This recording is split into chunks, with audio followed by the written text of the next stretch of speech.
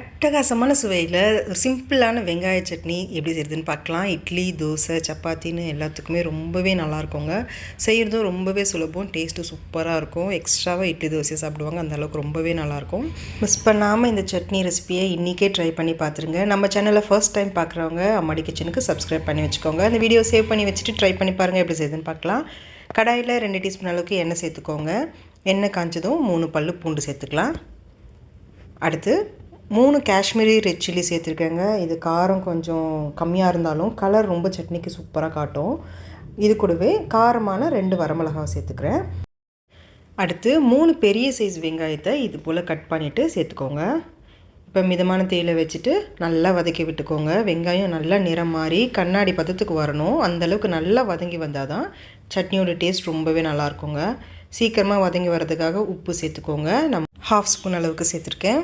சேர்த்துட்டு நல்லா கலந்து விட்டுட்டே இருங்க. அடிப்பிடிக்காமல் பார்த்துக்கோங்க. பாருங்கள், வெங்காயம் இந்த அளவுக்கு நல்லா நிறம் மாறி கண்ணாடி பதத்துக்கு வரணும். இப்போ இதை நல்லா ஆற வச்சிடலாம். நல்லா ஆறி வந்த பிறகு மிக்ஸர் ஜாருக்கு மாற்றிக்கோங்க.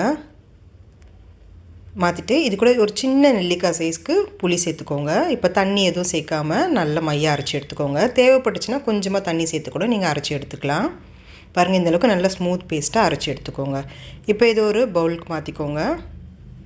இப்போ இதுக்கு தாளிப்பு கொடுக்கலாம்.